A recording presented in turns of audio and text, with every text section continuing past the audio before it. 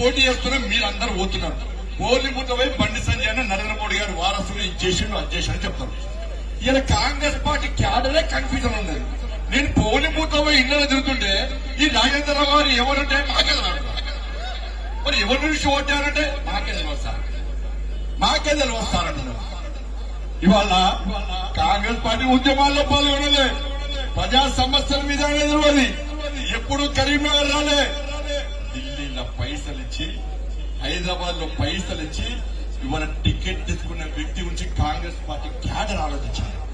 మీ Congress party cadre నేను appeal చేస్తున్నా, మీ Congress party కోసం ఏ రోజైనా వెలిచాల రాజేంద్రరావు గారు అనే వ్యక్తి మీ కాంగ్రెస్ పార్టీ జెండా పట్టిందా?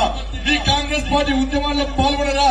ఇలా నేను ఎంపీగా ఉన్నప్పుడు అనేక మంది కార్యకర్తలు ఇబ్బందులు ఉంటే నా దగ్గరకు వస్తే నేను కాంగ్రెస్ పార్టీ కార్యకర్తలు కూడా సహకరించిన